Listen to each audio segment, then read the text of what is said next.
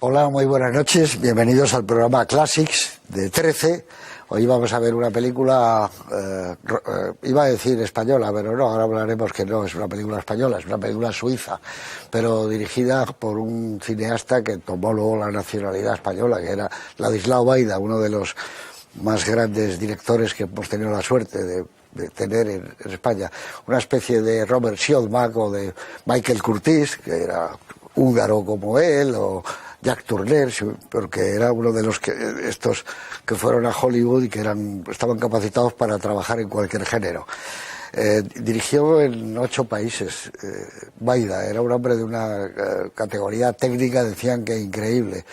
Era hijo del director del Teatro Nacional de Budapest, escritor además y guionista. Había escrito La caja de Pandora, nada menos que para Pabst, y también 4 de infantería, 2 películas sensacionales.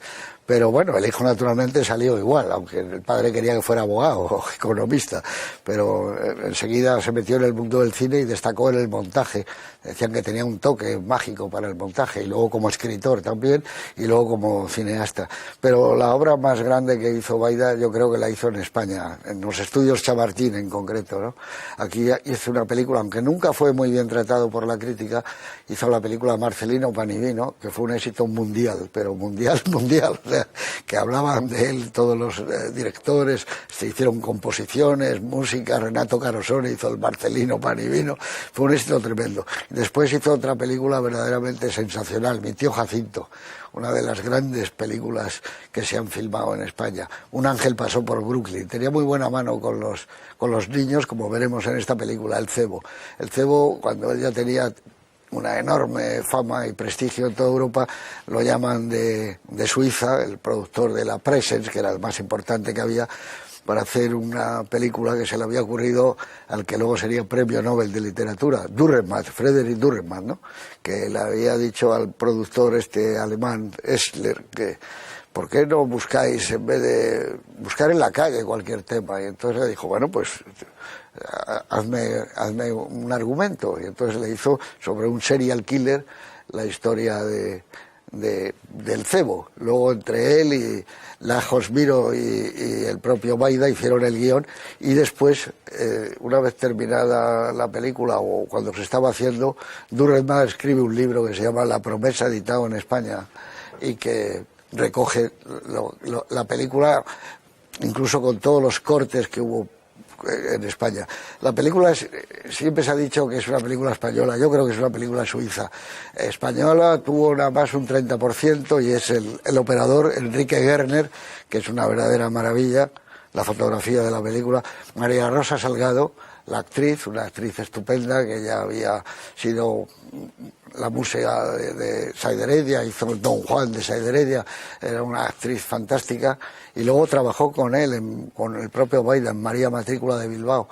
Y bueno, y el propio Baida, que pasó como español, porque ya había tenido nacionalidad española, ya era un español más. Hablaba español perfectamente, bueno, hablaba 7 idiomas, pero la gente que estuvo con él decía que no tenía ningún acento. Y yo he tenido la suerte de que siempre desde niño me gustó mucho Baida, quizá por el apellido. Y bueno, hizo una película de toros que pasa por ser la mejor que se ha hecho en España, Tarde de toros. Pero siempre me gustaba mucho, y de chico él, Juan de Orduña, Said Heredia, y luego por supuesto Bardem y Berlanga, pero siempre me interesó, y he tenido la suerte inmensa de poder haber trabajado con colaboradores suyos. El que fue cameraman mío en 3 películas, Asignatura Pendiente, Solo, Las Verdes Praderas, Salvador Gil, es el cameraman que tuvo él en Chamartín, el que hizo Marcelino, Panivino, todas estas películas, Un ángel pasó por Brooklyn. Y me hablaba de él, que era un hombre con un gusto exquisito para el encuadre, cosa que se ve en sus películas, y que era un técnico de primera categoría. La gente que ve esta película siempre lo asocia un poco con M de Fritz Lang, pero yo creo que es todo lo contrario.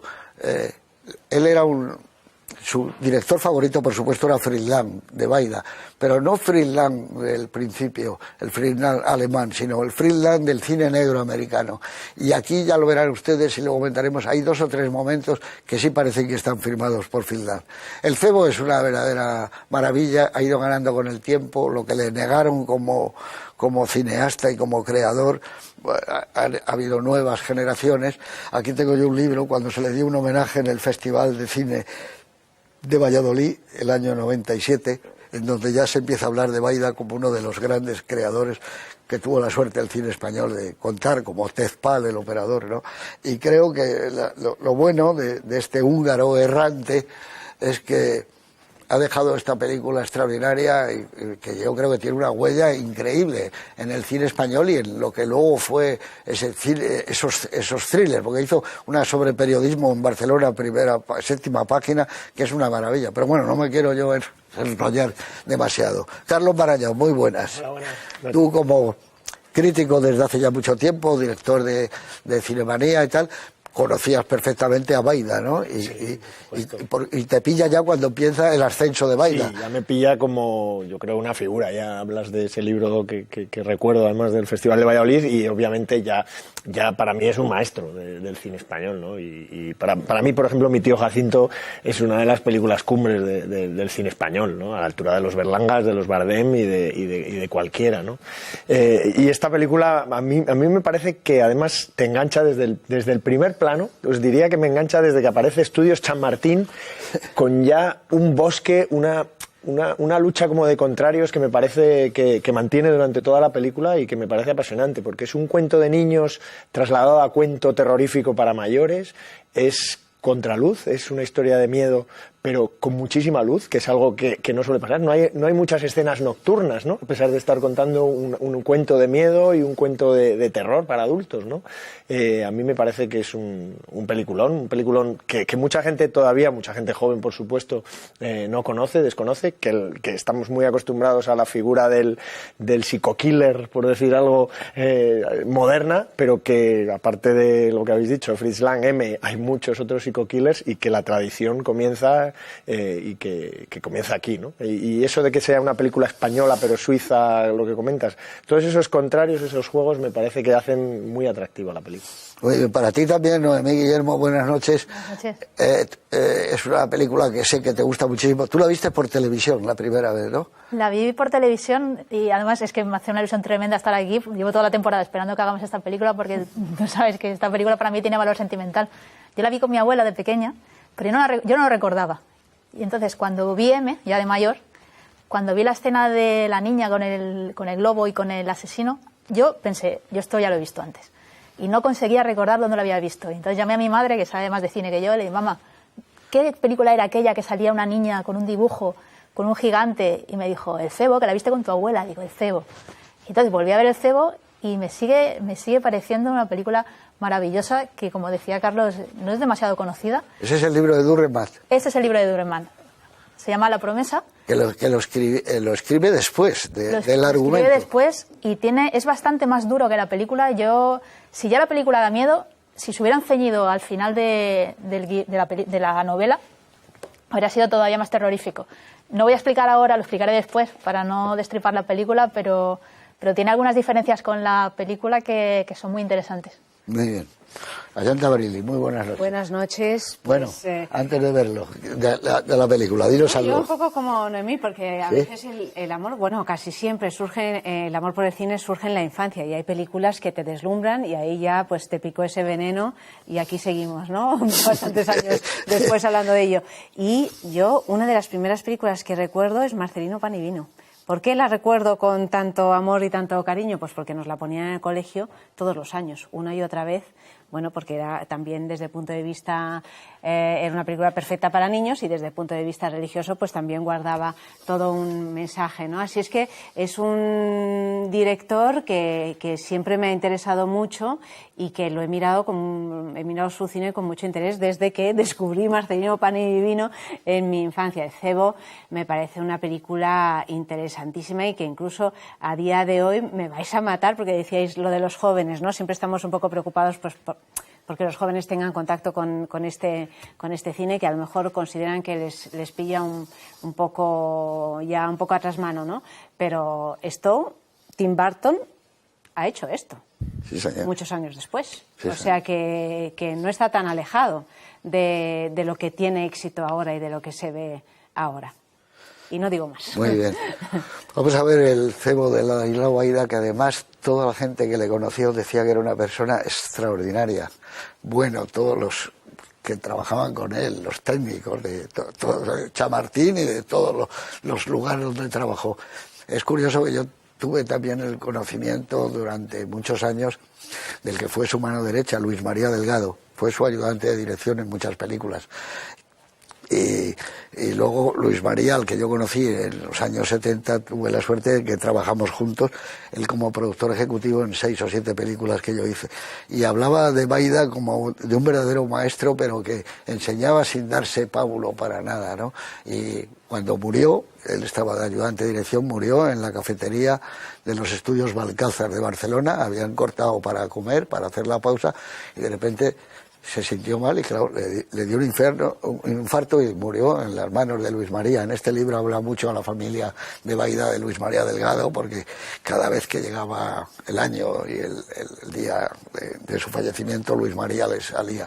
Bueno, yo quiero decir que con esto que yo he hablado mucho con él de Baida, tanto con Salvador Gil como con Luisito Delgado, y sé que era un director prodigioso. Por eso cuando digo yo, este hombre si hubiera estado en Hollywood hubiera sido uno de esos directores que nosotros nos gustan tanto, que capacitados para hacer comedia, humor, drama, tragedias, y lo ha dejado claro, ¿no? Y una anécdota que es curiosa, se hizo unos análisis, esa cosa que se llama un chequeo, ¿no? Y le dijo, oye, que ha salido todo maravilloso antes de empezar el rodaje de la película. Y concretamente les invitó a comer a Luis María Delgado, a su amigo, que no me viene ahora me vendrá el nombre, que había colaborado con él en varios guiones, en María Matrícula de Bilbao, en El Puchero, que estaba en la calle Larra. Y celebraron que él estaba estupendo y se fueron a Barcelona a rodar. Y nada, la película con Sara Montiel, la dama de Beirut.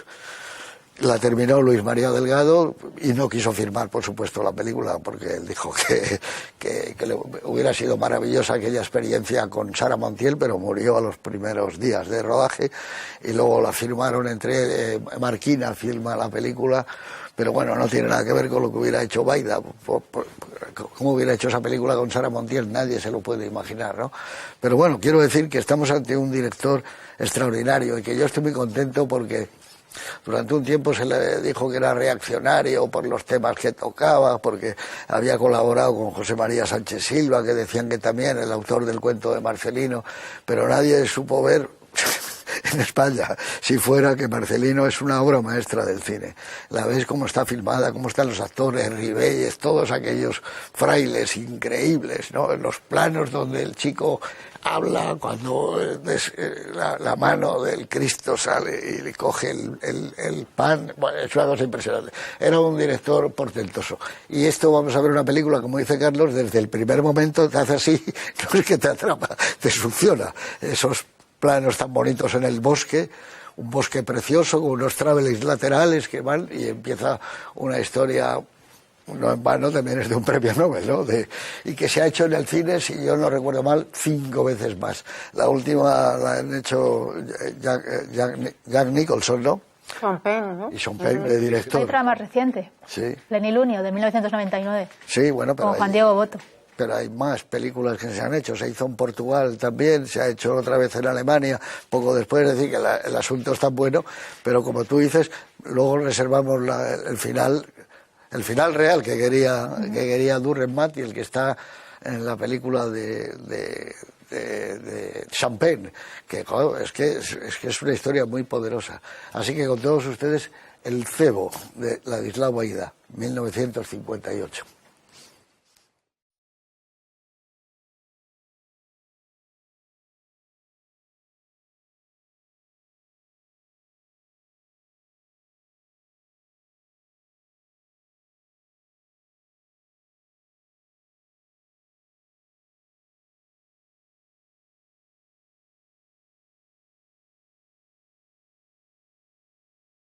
Bueno, aquí estamos. De regreso al año 1958, que es cuando se rueda la película. La película se estrena en España un año después en el cine Coliseum. Yo la vi en el cine Coliseum.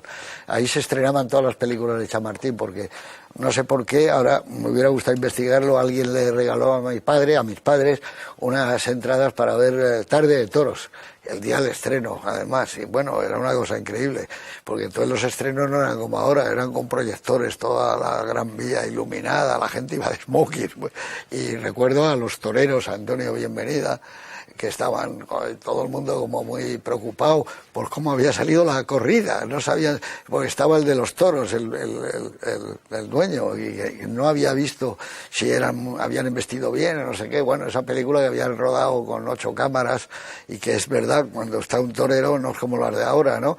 Tiene las 20.000 personas detrás de la plaza de toros, o sea que rodaron varias corridas, y eso es una película increíble, con Tipi Top, que estaban en un momento esencial. Pues la película es un año especial, porque también para el cine, ¿no? Fallece Michael Todd, el productor norteamericano, que inventó el Todao, ¿no? O sea, que es su apellido para aquellas películas que eran no como Cinerama, pero un buen sistema, muy Panavision, y era Michael Todd, que fallece en un accidente de avión. Estaba entonces casado con Liz Taylor, ¿no? Manuel Santana se proclamó ya campeón de España de tenis, y se inaugura, que le decía antes a Carlos, que no sé ahora dónde está, en Madrid, el Museo de Arte Contemporáneo, que yo estaba confundido con el de Arte Moderno, ¿no? Que es el Reina Sofía, ¿no?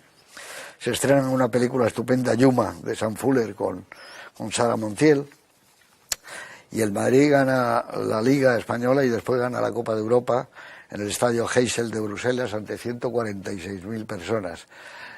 No, perdón, en el Estadio Heysel de Bruselas, no era... Con el Atomium. Sí, en el Atomium detrás, no, pero es que me estaba confundiendo con el de Eintracht. Anden Park, ¿no?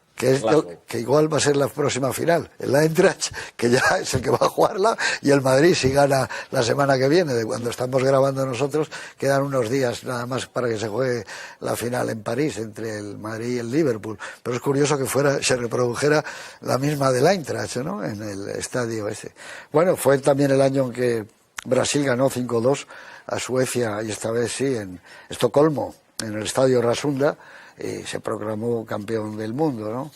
Una noticia no tan divertida, por supuesto, es que falleció Juan Ramón Jiménez, poeta español, premio Nobel de 1956, uno de los más grandes poetas de la literatura, de la historia de la literatura española. Yo el otro día ponía que en un artículo que escribí para ABC, que decía: prefiero a Juan Ramón antes que a Federico, pero fotofines, fotofines, tan igualados para mí. Pero bueno, es que Juan Ramón a mí me parece un poeta prodigioso, pero realmente prodigioso. Y nada más, vamos a entrar ya a hablar de esta película y de ese arranque y de ese actor que la hizo, que se llevó su propio guionista, Miro, que era Hein Rudman, que yo la había visto, bueno, hizo de Padre Brown en una película de las historias de Chesterton, que se hizo en Alemania, y El Capitán de Köpenick también la habíamos visto. Era muy buen actor. Soldados Sveig también, ¿no? Claro, era muy bueno, pero y además muy famoso. Hizo películas en Alemania tremendos, era una mega estrella, ¿no? Y aquí él quiso romper un poco ese lado como flácido que tenía, y está muy duro a veces. No, pero al contrario, hizo intervenir a su guionista, sí, claro, para dulcificar aspectos que en el guión eran mucho más duros. Sí, pero aún así, él que era el Padre Brown y tan bueno, y una que se llamaba, que no sé si habéis visto, Das Haus en Montevideo, La Casa en Montevideo, que la llevaron a San Sebastián. Estaba bien esa película, pero bueno, aquí hay veces incluso que está rudo, ¿no? Se comporta mal. Aún así yo le veo no pega un poco con... Yo creo que por eso se va, ¿no? No sabemos por qué se quiere ir a Jordania, ¿no? A Amán, ¿no? Escala en Atenas, además, parece que le dicen. Pero yo sí que le veo un porte un poquito más señorial, no sé, fíjate, yo le veo un aire, no da nada, por ejemplo, de gasolinero, cuando luego es gasolinero sí que no digamos que no da su... Tampoco lo da mucho Nicholson, ¿eh? No, es verdad. Es un héroe deprimido, ¿no? Que está como al final de su recorrido y bueno, decide ponerse el mundo por montera y hacer lo que realmente piensa que debe hacer. Bueno, él no. Pero tiene un tono bajo, ¿no? No es una cosa épica, sino más había pensado reflexiva. en Jean Gabin para el papel. Y Sí. pues lo dieron a él. Sí, lo hubiera hecho muy bien Jean Gabin. Bueno, había otro colega suyo que está... El buhonero, ¿no? Nada menos que... Buhonero que estuvo, no sabían si iban a poder contratarlo porque estuvo mucho tiempo sin trabajar porque en la última película se había intoxicado con el tinte para la barba. Sí. Y entonces los productores no querían contratarlo por si recaía. Y los diálogos que él habla en alemán se los aprendió porque él solo sabía hablar en francés. Menudo actor. Vudú salvado de las aguas, era él el protagonista, ¿no? Y bueno, y la Atalanta de Jean Vigo, ¿no? Es un actor. Y yo creo que a él lo que le ocurre al inspector es que él cree que es inocente, de verdad, y cuando el tipo se suicida, ¡bum!, le produce esa cosa de decir, yo no lo dejo esto, voy a seguir. Y luego, claro, cuando ve aquello en el colegio, qué bonita es la secuencia del colegio, esa es muy Friedland, esa secuencia, muy Friedland de los años 50, ¿no? Con ese gigante que está puesto por la niña y con las trufas aquellas extrañas que llevan. Los erizos. Claro, para ella, erizos, ¿no? Ese es un momento Y da la clave de la película, ahí dice siempre hay que creer en los cuentos, aunque él no lo cree en primera instancia, pues no se lleva el dibujo, ¿no? Que luego sí vuelve a por él, ¿no? Que la película es otro cuento porque no deja de ser el cuento de Caperucita Roja. Sí, yo creo que ahí hay algo muy interesante, tanto en el guión como, imagino, en la novela de Dürrenmatt, que yo no he llegado a leer y que está muy...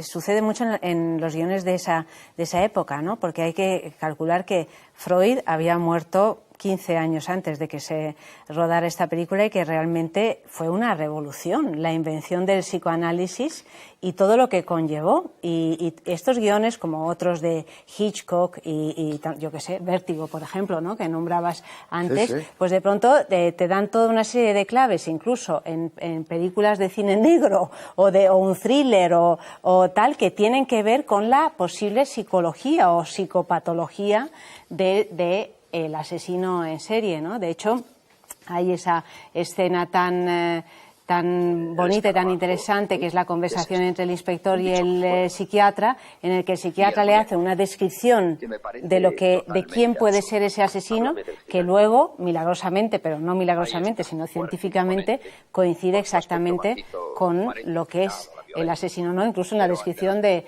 esa mujer, esa esposa controladora, que le tiene completamente maltratado, sin hijos y demás, ¿no? Y me parece muy hermosa esta conjunción entre la literatura, es decir, el guión y el cine, ¿no? Como ese arte que aúna un poco todo, donde de pronto todo lo psicológico tiene una importancia capital a la hora de desarrollar una historia. Tú dices, y es verdad, que es un poco... Dürrenmatt, la película de Billy Wilder, el Sunset Boulevard, ¿no? Sí, la relación que tiene ellos, tú. Gloria Swanson con su mayordomo, que antes era su director, y el asesino que era el chofer de su mujer y ahora es el marido. Sí, Es que ¿verdad? yo creo que tanto la película que habéis hablado, la de Sean Penn, que interpreta a Jack Nicholson, como probablemente la novela, ahora nos lo cuentas, con el cambio de final, es más la historia de una obsesión, la historia de un hombre obsesionado, y eso lleva a otro camino, y esta película... Hay una parte importante de que él continúe la investigación porque obviamente es algo que... Pero yo creo que no va por ahí, ¿no? Baida no quiere ir por la obsesión, o no solo quiere ir por la obsesión, sino que quiere seguir más por el lado de, para mí eso, del cuento, del relato de terror, del mundo de los adultos y el mundo de los niños, de cómo él se empeña en que esa niña nunca descubra, ¿no? Por eso es clave también en el final, en esta película, ¿no? Que esa niña no se entere de la realidad, no vea que hay otra cosa que no son el guiñol, ¿no? Claro, A pesar mantener de que la hay sangre. inocencia también del niño. Y Ahí yo creo que esa esta es clave en voluntad. esta película, mientras que probablemente en otras historias sí que va más por la obsesión de un hombre, por conseguir que el crimen desaparezca, ¿no? Habéis nombrado antes las dos cosas. Tú decías que tenía mucho de Hitchcock y anticipa a Hitchcock, porque la casa es la casa de Psicosis. La madre, bueno, en este caso la mujer, es como la madre de Psicosis. Incluso la obsesión esta de la que estás hablando es la obsesión de James Stewart en Vértigo. Nos falta una rubia en condiciones. ¿no? Sí, porque María Rosa Salgado no es rubia. No. No, y la casa que dices tú es la de Hopper, es un cuadro de Edward Hopper. Que María Rosa Salgado, Hopper. bueno, María Rosa Salgado, el personaje de María Rosa Salgado en la novela era prostituta. Lo que pasa es que en el guión lo cambiaron y le hicieron una madre soltera. Una madre soltera. Pero eso no estaba de acuerdo tampoco Durrell. No, a él le Pero ahí bastante. lo gordo de Durrell, aparte de que ponía en tela de juicio esa sociedad suiza que no se moja con nada, que es una sociedad que no quiere entrometerse ni buscar ningún problema, aunque está rodeada de problemas, el final es terrible porque este hombre nunca va a descubrir el asesino, porque el asesino muere. El final es como el remake, el de Sean Penn, que sale Jack Nicholson haciendo de Inspector Mattei. En el final de la novela, el inspector nunca llega a saber que el asesino ha muerto.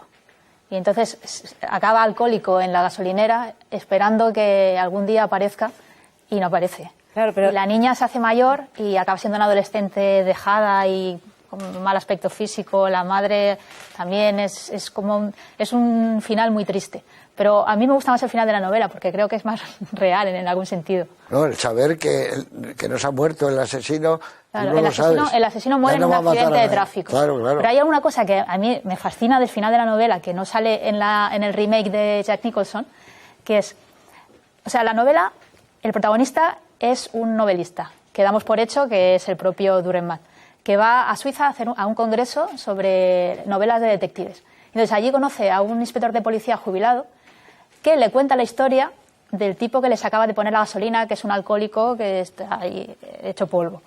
Entonces le cuenta toda la historia y el tipo que está en la gasolinera es el inspector Mattei.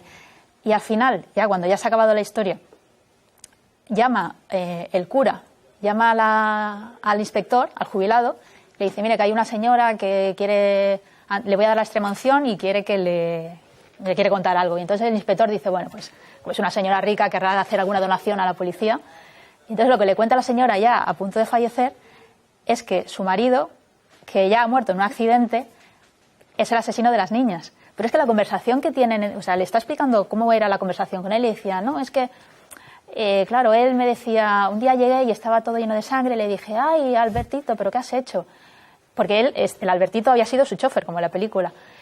Y entonces le decía, ay, madrecita, es que una voz del cielo me dijo que la matara. Ay, Albertito, pero eso no se hace. Y le decía al inspector, ¿sabe? Estas cosas pasan en todas las familias. Entonces yo no le di importancia porque sabía que no le iba a volver a hacer. Y entonces se carga 4 niñas. Y la conversación de la señora explicando cómo, ya, es que le daba por matar, pero es tan terrorífica. Pero era muy bueno. Es buenísimo, el final es muy bueno. Aquí lo apunta un poco. Lo apunta un poco. Sí, y luego hay cosas terribles. La relación que tiene el inspector en la película con la niña, que ya, luego si queréis lo comentamos, que es como de padre e hijo al final, ¿no? Que tienen como una relación, que forman casi una familia. En la novela le coge asco a la niña. Y al final, cuando va la policía a buscar al asesino, que le tienden la trampa esperando a que vaya, están los policías, le dan una paliza a la niña. Pero dices, bueno, ¿qué está pasando aquí? Al final, ¿quién es el malo? La novela es maravillosa. Si tienen la oportunidad de conseguirla por internet. En Tusquets, ¿no? Bueno, esta es que es en catalán, porque en español era bastante más cara. Entonces, por eso compré la edición catalana. Yo creo que la editó Tusquets. No lo sé. Esta es de Al Cercle de Viena. Pero lo que dices de si es mejor o peor, yo por lo menos entiendo que la versión dura, por decir algo, es probablemente más realista, probablemente, pero entiendo perfectamente y tiene todo el sentido. No es un final que no tenga sentido o que lo haya querido, entre comillas, amañar o rebajar, ¿no? Tiene otro sentido porque la película, por lo que contáis, es otra cosa, va por otro sitio, ¿no? Y eso me parece que el cierre es muy interesante y que las dos historias pueden tener perfectamente y bueno, la película cabida, deja de ser ¿no? un final feliz.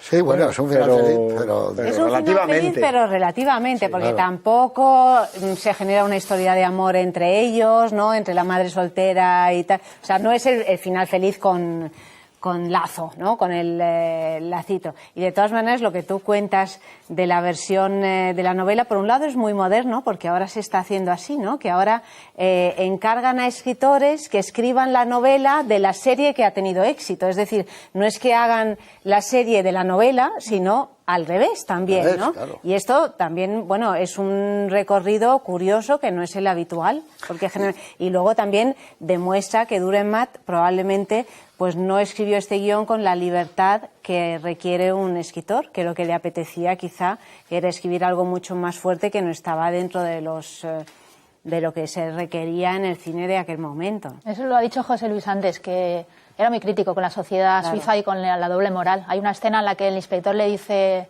bueno, cada año mueren aquí 15.000 niños y tampoco vamos a estar en eso. Preocupándonos por ello, ¿no? Y otra cosa muy moderna de la película es que incluso ahora se hubiera empezado a traer y hubiera sido una historia de amor entre la madre de la niña y él, y aquí no, ni se roza el tema. Claro, por eso digo que no es el final feliz al uso, ni mucho menos. Que no hay ninguna historia de amor. Pero se deja ni entrever, en la salva de... Se deja entrever un cierto interés, por lo menos ella... Tampoco tanto. No, yo creo y él que no va a salvarla del ostracismo que ella está sufriendo por ser madre soltera, que lo dice el tendero del pueblo, ¿no?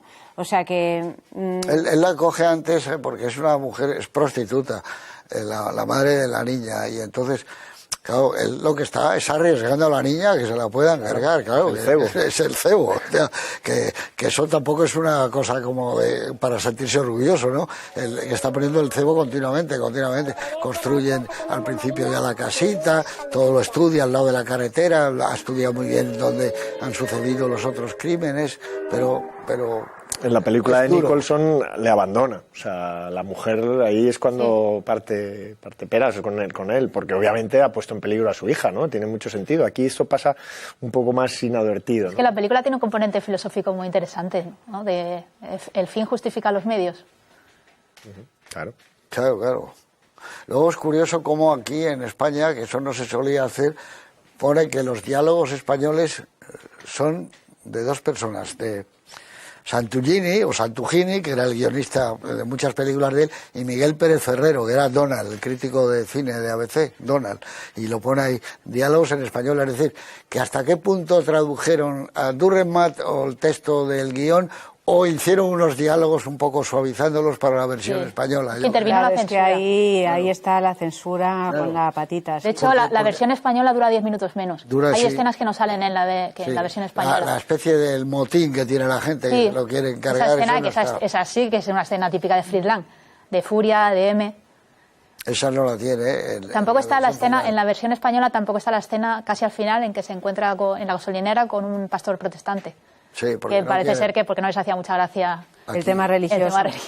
Claro que no querían tocar el tema aquí, ¿no? Aparte, la película luego pasa entera, sí, porque dijeron, era para mayores de 16 años. Pero luego llegaron y dijeron, no, esto está muy bien que lo vean los niños para que hagan caso de sus padres, cuando le digan ten cuidado, no hables con desconocidos, cuando salgas a la calle. Entonces dijeron que pasara la censura y que quitaran lo de mayores de 16 años. Es decir, estamos en el año 59 cuando se estrena y ya hay un poco de barullo en lo que tiene que ser aquellas clasificaciones que ponía la cosa de la Iglesia y abrir la mano.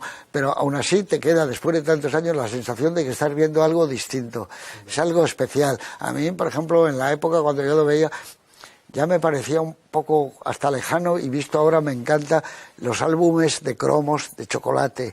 Eso, o sea, se habla del chocolate Lindt, Nestlé, sale Nestlé. Y cromos que podías pegar con saliva, como los sellos. Claro, hacías esto. Y había que usar pegamento. Sí. ¿No? Entonces, todo ese mundo, el mundo del pueblo, el buhonero atravesando el bosque, un poco como aquella película que hizo Olea con López Vázquez, ¿no? El lobisome aquel que hubo en Galicia, estos buhoneros que vendían de todo, claro, naturalmente navajas de afeitar, hojas de afeitar y todo esto, ¿no? Pero ese mundo, y como tú decías antes, Carlos, soleado, o sea, ¿qué dices? Absolutamente. No hay nada siniestro, está Incluso, esas nieblas. Incluso ¿no? hay algún momento en que la música es una música como de comedia. Alegre. Sí. O sea, hay algún momento en que la música es muy desconcertante porque... No me gusta la música a mí, es lo único que no me gusta. Pero es curiosa la elección, porque Sale no la es casa, una música del drama que es realmente. Pero sale el coche de él y sale la casa. subraya demasiado. Y bueno, sí. Subraya continuamente. No había que haber puesto música. Yo creo que se podía, una vez visto... Lo que dices, José Luis, de hecho el título original es Ocurrió a plena luz del día, Sí. ¿no? En alemán. Yo creo que ahí también está un poco esa clave, ¿no? Siempre, ¿no? Los cuentos, La noche del cazador, hay mucha oscuridad, ¿no? O sea, el cine negro, has comentado antes, Fritz Lang, ¿no? El cine negro maneja muy bien los códigos de la noche, de la oscuridad, de las sombras, de lo sombrío. Y aquí sí hay contraluz, porque el bosque también es árboles y sol, pero la verdad yo siempre... No, es todo más duro, aquí es más duro, más seco. Sí, sí. No hay, Sí, no es no hay una recreo, Suiza, no. ni parece que tengan mucho frío, porque obviamente rodarían en verano, ¿no? A pesar de que hay nieve en algún momento, se ve al fondo Sí, nieve. en las montañas. No Eso. parece, pero a mí sí que me parece muy evocador algunas cosas, no solo de los cromos, sino viéndola como... Claro, yo la ves de alguna manera como si fuera una película española, y es muy evocador que suceda en Suiza, lo de los cantones, la matrícula, me parece una cosa muy bonita, incluso los coches, El seguramente... despacho de él con lavabo. Claro. Es un despacho donde él tiene lavabo. Comparado con la comisaría de mi tío Jacinto, acuérdate. Claro. Es otro mundo. Claro, Es o otro sea, era mundo. una cosa, y bueno, ¿no? No, Fíjate todo. que decimos que es una película española, pero yo la veo como una película extranjera. No, yo En creo, algún momento yo no creo que sea eso. española, es Claro. suiza. En el informe de uno de los censores pone esta película es completamente suiza y casi nada española.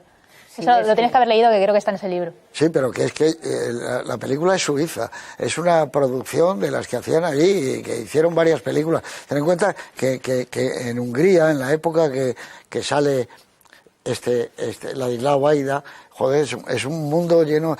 Tú decías antes, Lucas es de allí también, el filósofo, pero los Korda, todo, fíjate el cine que van a hacer, no allí, luego en Inglaterra, Alexander Korda, Zoltán Korda, Vincent Korda, entonces Peter Lorre es suizo también, que tiene un nombre, se lo puso él, es decir, hay un mundo que se está creando como el de Berlín, ¿no? Y todos estos pintores, músicos, Bela Bartók, todo ese Por mundo. no hablar de los futbolistas. ¿No? Claro, fíjate lo que hay ahí metido, ¿no? Es que ten en cuenta que cuando se unen Buda y Pest, ya es una ciudad como de 180.000 habitantes, ¿no? Es tremenda. Y poco a poco va creciendo y ya a principios de siglo culturalmente es increíblemente. Y entonces él ha heredado todo ese mundo. Lo que pasa es que muchos de los que estaban ahí se van, como le pasó a Curtis y de todos estos. Que hubo una Pero él se queda. migración brutal, ¿no?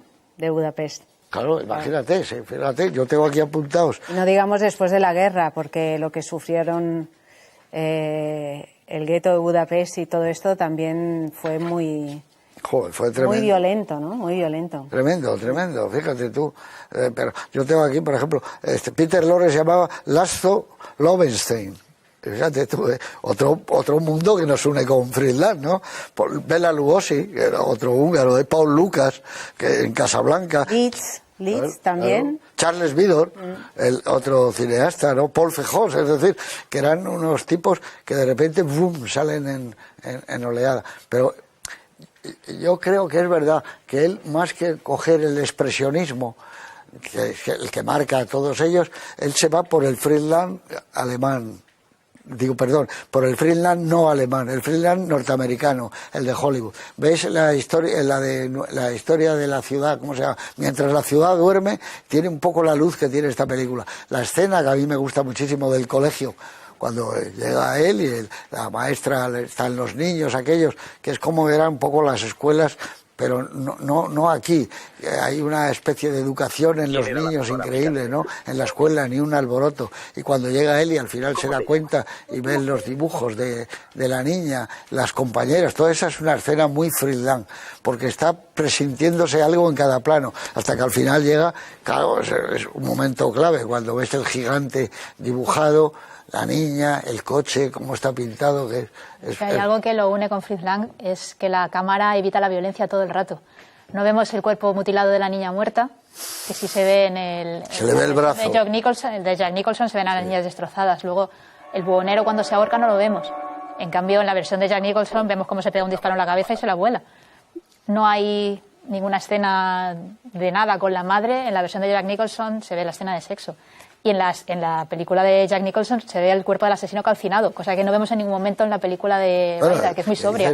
Nicholson, Sean Penn es el director de la película. Sí, bueno, pero ese es en general, a mi juicio, uno de los grandes desastres del cine actual, mostrarlo todo. Sí, claro.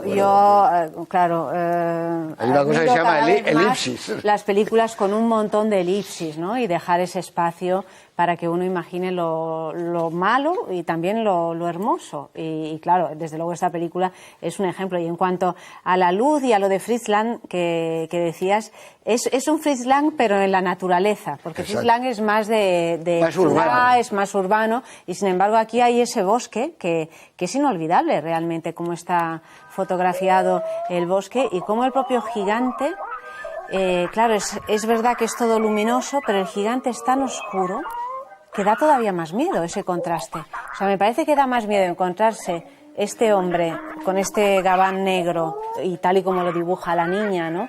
Mezclado con estos troncos de árboles también oscuros, negros, de día que de noche. O sea, me parece que hay una evidencia de su maldad, a pesar de que él engaña a los niños. Pues ahora que hablas de él, déjame, con esto ya os voy a convencer. ¿Cuál es la primera, la primera vez que vemos al asesino, qué es lo primero que vemos de él? Sus manos. La sombra. La sombra. Igual que en M. Claro. Sus manos, yo me había quedado con sus manos. Primero entra la sombra. Que Vemos primero la casa, luego el coche, la habitación, la sombra y las manos. Nunca se le ve a él. Bueno, pero claro, él juega con las manos, retorciéndose los dedos. Su mujer también está tejiendo, que no deja de ser un paralelismo, ¿no? La mujer está haciendo algo. La mujer, que es maravillosa útil, ese personaje. está tejiendo y a él se pasan unas manos. Pero él tiene las manos de enfermo, Sí, claro. que está así, ¿no? Las manos del asesino de M, que también tenía el ticket. Y luego hay esa frase aterradora que a mí siempre me ha dado así, que es lo de dejar que los niños se acerquen a mí en este contexto, que no, es horrible. Y la relación con la mujer. La mujer le recrimina que no hace nada, que no se acuesta con él, porque no hacen el amor, y que antes tampoco, y ahora es un desastre. Y es bonito, no le deja ni coger el teléfono. Es una cosa tremenda. Y la mujer tiene los cuadros del difunto marido en la habitación colgados. Y cuando le pregunta, que ella tiene una conversación por teléfono sobre sus hijos, y él le pregunta que qué pasa con los hijos, le dice, no preguntes, no son tus hijos. Que dices, joder, pues... Y le pide permiso para comer más. Sí, ¿Puedo coger más? Sí. El que no, Pero ahí tenemos más información que el propio detective, ¿no? Cuando sabemos que no. Que la novela la mujer le lleva 30 años. El chico, el asesino, era un chaval que había recogido, huérfano, que había recogido el marido de la calle y entonces se casa, cuando fallece el marido, se casa con él para que no esté... Y además lo dice específicamente, dice, no tuvimos nunca nada, dice, pero para que la gente no hable y eso. Obviamente lo has comentado no antes, hace nunca nada, y menos de noche, le dice. Sí. O sea, lo que habéis comentado y antes había comentado contigo es eso, ¿no? Que para la medicina este es un caso patológico y que para el policía este es un criminal, ¿no? Y que probablemente, bueno, pues ni uno ni otro tiene toda la razón, ¿no? Estamos hablando de... Pero fíjate, esa es la base argumental de muchísimas de las series exitosas que hay ahora. Claro, claro. O sea, ¿dónde está esa línea, ¿no?, ética entre qué es lo que es la enfermedad o el criminal? Claro. Que... Eso es la complejidad, claro, por eso es tan obviamente. atractivo. Yo he hecho el ejercicio de ver la película con mi hijo mayor y le interesó muchísimo, la aguantó fenomenal. Obviamente a los niños, las películas con niños les gustan más normalmente, pero sí que obviamente hay momentos que la película es compleja en el sentido de que, pues mi hijo me preguntaba en el primer encuentro, pues si es un asesino, ¿por qué no la mata ya? ¿No? Porque tienen varios encuentros, ¿no? Y claro, hay que tratar de explicar que, bueno, que es un ceremonial, que es una persona que tiene una explicación por qué hace las cosas, ¿no? No es simplemente que mate y punto, ¿no? Y esa complejidad para adultos, claro. Los niños no la alcanzan, pero ahí están los niveles de lectura de la película, ¿no? Que me parece, lo que habéis dicho, que no se explica todo, no hace falta explicar. Él hace una ceremonia con las niñas, claro, poco a poco, la van gatusando, el chocolate, todas esas cosas, el guiñol, todo, y él es, claro, es un enfermo, evidentemente. Es impresionante la primera aparición de él en el bosque, con la primera vez que sale, pues encima la música esa, ¡trum!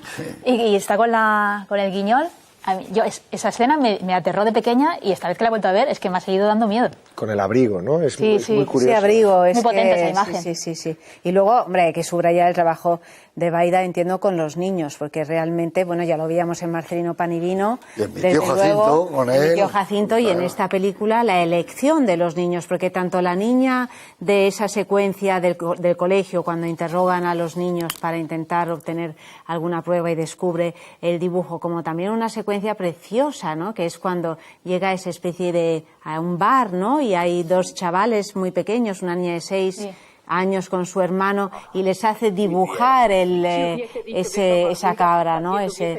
Para ver cómo dibujaría un niño eso, ¿no? Y esa secuencia también está dirigida es una preciosidad y realmente son niños que están actuando muy de verdad, cosa que en las películas así más antiguas no siempre es así. Ves a niños más muy impostados, resabiados. Los niños de tú y yo, ¿te acuerdas que lo comentamos? Que son unos repelentes. Sí, o son los hijos del director, los primos de no sé qué. No, estos niños realmente tienen una entidad, cada uno de ellos, y además se ve que está trabajando de tú a tú con estos niños, porque están muy de verdad. Sí, muy entregados, ¿no? Es que me ha venido a la cabeza, hablando de los niños, nos llama la atención cuando va el inspector, no matáis, sino el otro, y les dice así, os voy a hablar como adultos. Un hombre muy malo ha matado a vuestra amiga. Y todo es como, hombre, un poco de tacto. Entonces, ahí, sí. Yo soy de la policía. Sí, claro. Es muy impactante esa escena. Sí, pero es lo único malo que les pasa a los niños en la película, porque aquí ellos, aparte del momento, ellos no sufren. Las niñas están viviendo el cuento, realmente, ¿no? Y lo que hemos dicho, ¿no?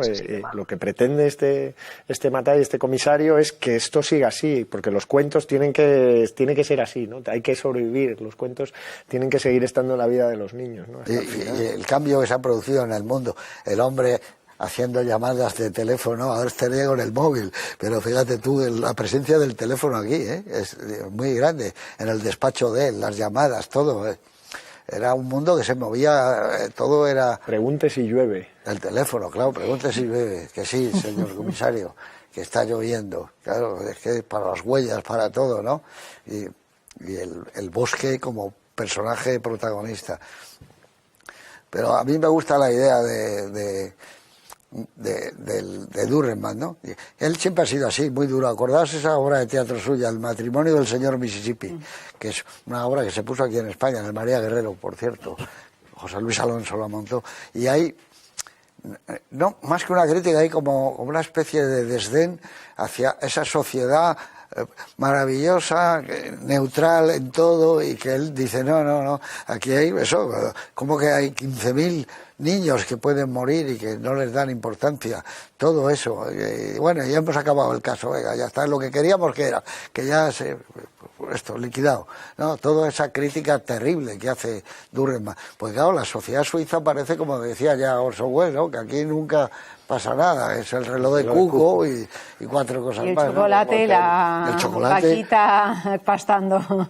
Sí, ¿no? En una sociedad más pasional, ¿no? Es más difícil, y estamos acercándonos cada vez más a eso, ¿no? La sociedad española también, ¿no? Pero en una sociedad más pasional tenía que ser más chocante, ¿no? Que ante la muerte de una niña, ¿no? Aunque la escena en el bar del pueblo, cuando pretenden lincharlo directamente al buhonero, es muy tremenda también.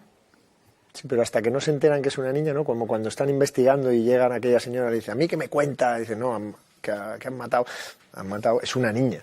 Entonces sí que vamos a colaborar con la justicia, ¿no? Pero sí esa escena tremenda, cuando él habla, cuando la promesa, cuando él le dice, se lo prometo, ¿me lo promete usted que lo va a buscar? Sí. Dice, no, le dice, la madre le pregunta, ¿ya saben quién ha sido el asesino? Y él le dice, no, pero lo averiguaremos. Entonces ella dice, ¿me lo jura? Y él le dice, se lo prometo.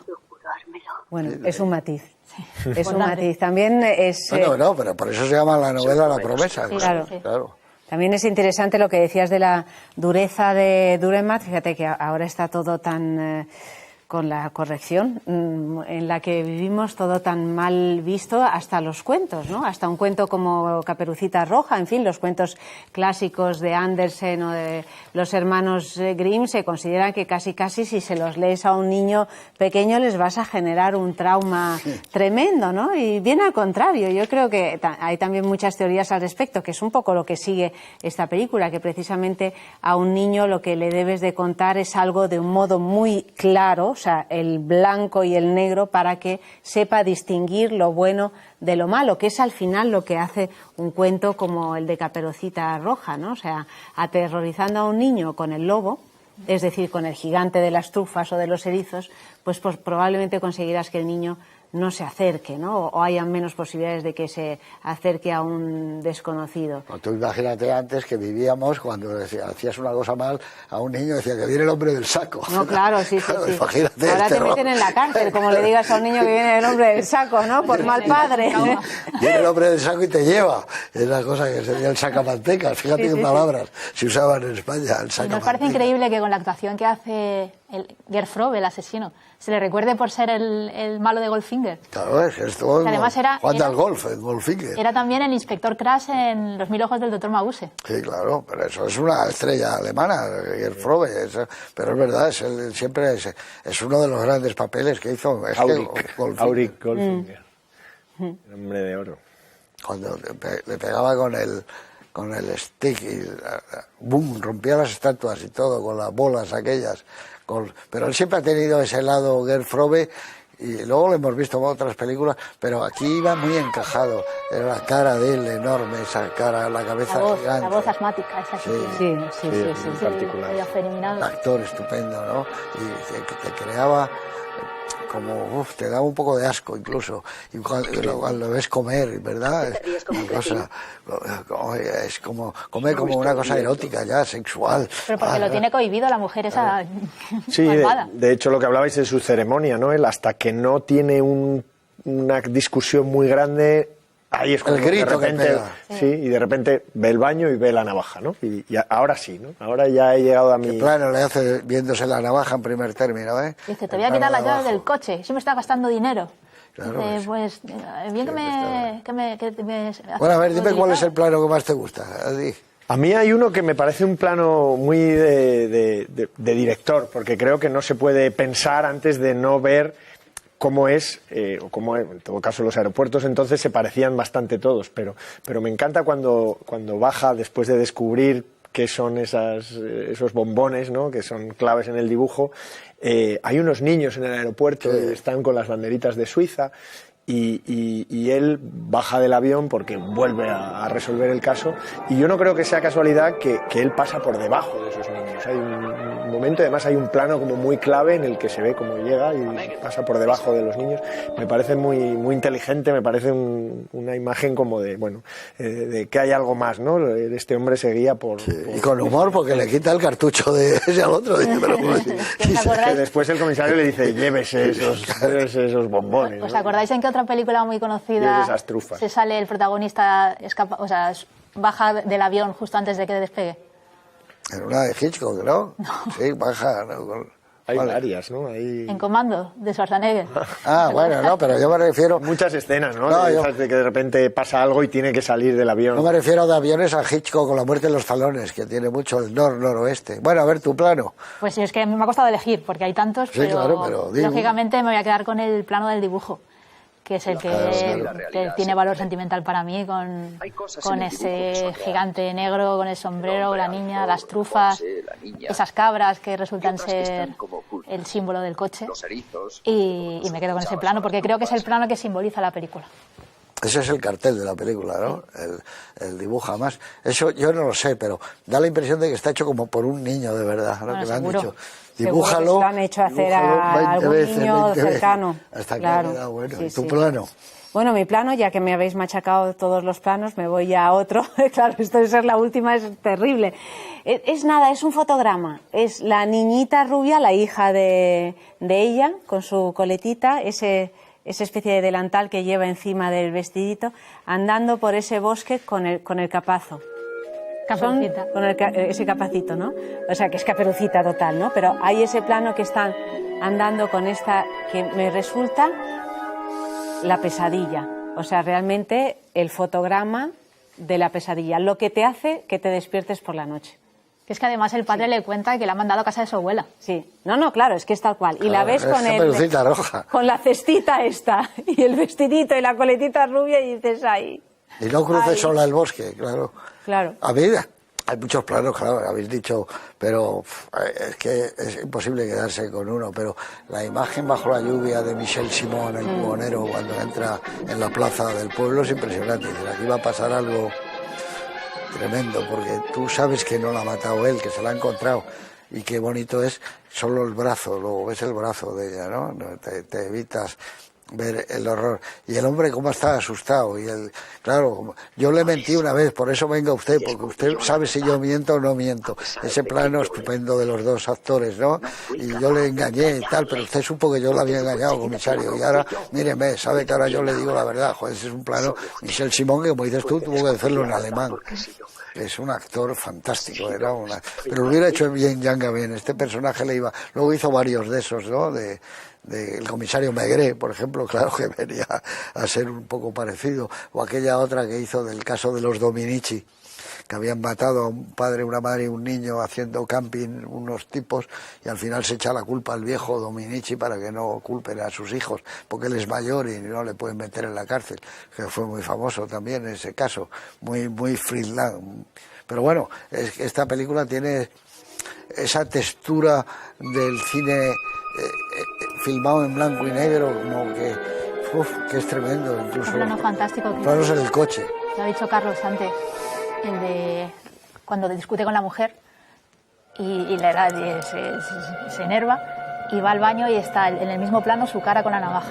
Ese digo. Y es muy emocionante también la dualidad entre los dos, ¿no? O sea, el gigante malo, que es el asesino, y él, ¿no? Que luego coge al final el guiñol, ese títere, y aún estando herido, pues él cómo se acerca a los niños, porque también se acerca en situaciones parecidas en que los niños están solos. Sí. Es muy difícil eso y ahí está filmar, el bueno, ¿no? Y el malo. Es difícil de filmar eso lo puedes escribir, pero luego filmarlo, que una persona le haga un guiñol y a la vez sangre y lo veas todo de una manera completa. Hace un gesto fantástico cuando la madre ve la sangre que le está chorreando y se asusta y va y le hace así como diciendo no digas nada, que no se entere la niña. Todo, y es la clave de la película. El tiroteo es muy seco, no hay eso de creerse, a él le van a matar y llegan los policías, pum, le disparan.